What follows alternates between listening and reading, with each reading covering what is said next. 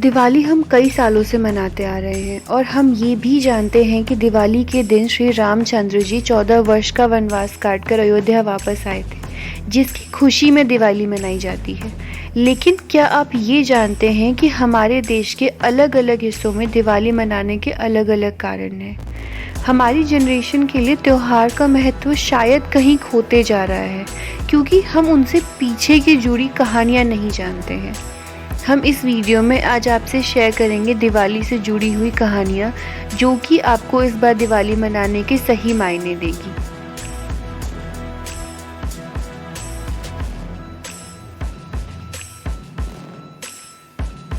Number 1, south India में कई जगह पे दिवाली को नरकासुर के वध के कारण मनाया जाता है। नरकासुर एक राक्षस था जिसने इंद्र देवता की मां का ताज चुरा लिया था, जिससे परेशान होकर इंद्र श्री कृष्ण के पास जाते हैं और उनसे आग्रह करते हैं कि उन्हें इस दुविधा से बचाएं। इसके बाद श्री कृष्ण सत्यभामा के साथ स्वर्ग में जाते हैं और नरकासुर का वध करने की तैयारी करते हैं। लेकिन वहां जाकर उन्हें पता चलता है कि नरकासुर को एक वरदान मिला हुआ है, उसका वध सिर्फ उसकी माँ ही कर सकती है। तब श्री कृष्ण को ये पता लगता है कि सत्यभामा कोई और नहीं, नरकासुर की माँ ही है। सत्यभामा नरकासुर का वध कर देती हैं और श्री कृष्ण इंद्र को उनकी माँ का ताज लौटा देते हैं। इसी तरह बुराई पे अच्छाई की जीत को मनाने के लिए साउथ इंडिया में दिवाली मनाई जाती है। नंबर 2, ये वो कहानी है जो कि हम सब ने बचपन से सुनी है। श्री राम की अयोध्या में 14 साल की वनवास के बाद वापसी को मनाने के लिए अयोध्या वासियों ने घी के दिए जलाए थे। इसलिए पूरे देश में इस दिन को मनाने के लिए सालों से लोग दिए जलाते आ रहे हैं, पटाखे फोड़ते हैं और खुशियाँ मनाते हैं। नंबर 3 है महाभारत से जुड़ी हुई कहानी। पांडव जब 12 साल का वनवास काटकर वापस हस्तिनापुर वापस लौटे थे, तो वो दिन दिवाली का था। हस्तिनापुर के वासियों ने उनकी वापसी मनाने के लिए और उनका स्वागत करने के लिए पूरे नगर में सजावट की थी और दिए जलाए थे। नंबर 4, ये कहानी है एक राजा हिमा की और उसके बेटे की से। ऐसा कहा जाता है कि राजा हिमा के बेटे के जन्म के बाद ज्योतिषों ने यह भविष्यवाणी की थी कि वो शादी के 4 दिन बाद सांप द्वारा डसे जाने की वजह से मर जाएगा। 14 साल की उम्र में राजा के बेटे की शादी हुई और राजा ने अपनी बहू को भी ये बात बता दी थी। उसकी पत्नी ने चौथे दिन पे रात को अपने पूरे घर को दियों से सजाया और अपना सारा सोना घर के बाहर रख दिया था। जब यमराज सांप के रूप में उसके घर आए तो सोने और दियों की रोशनी की वजह से उन्हें कुछ दिखाई नहीं दिया और वो बिना उसके पति के प्राण लिए ही वापस लौट गए।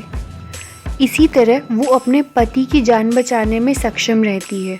वो घर के बाहर यमराज को रोकने के लिए एक दीपक भी जलाती है, जिसे यम दीपक के नाम से जाना जाता है। इसी वजह से लोग दिवाली के दिन घर के बाहर दीपक जलाते हैं। नंबर 5, दिवाली का आखिरी दिन यानी कि 5वां दिन भाई दूज के नाम से मनाया जाता है। यामी और यमा जुड़वा भाई बहन थे जो कि एक दूसरे के काफ़ी करीब थे। ऐसा कहा जाता है कि अदिति, जो कि यमा और यामी की माँ थी, उन्हें सूर्य की रोशनी नहीं लगती थी और इसी वजह से वो खुद से छाया का निर्माण करती रहीं। इसके बारे में सूर्य देव को नहीं पता था। जब छाया को ये बात पता चली तो मतभेद के दौरान छाया ने श्राप देते हुए ये कहा कि यमा की मृत्यु हो जाए।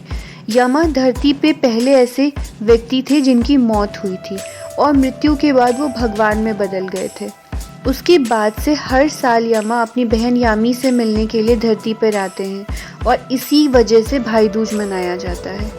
नंबर 6, ये दिन सिख समुदाय के लिए भी बहुत महत्वपूर्ण होता है।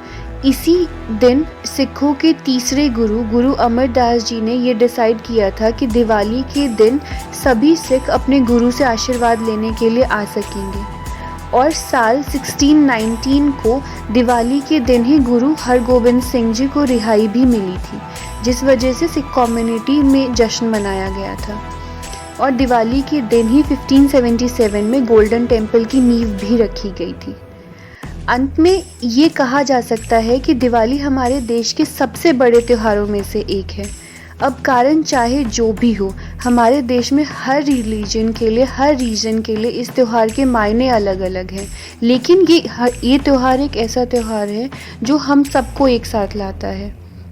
ये कहना एकदम सही होगा कि ये त्यौहार ही है जो हमारे देश की अलग अलग कम्युनिटीज़ को एक रिलीजन में बांधता है और एक साथ खुशियाँ मनाने का मौका देता है। आप सबको ब्लॉग ऑन बॉक्स टीम की तरफ से दिवाली की बहुत बहुत शुभकामनाएं।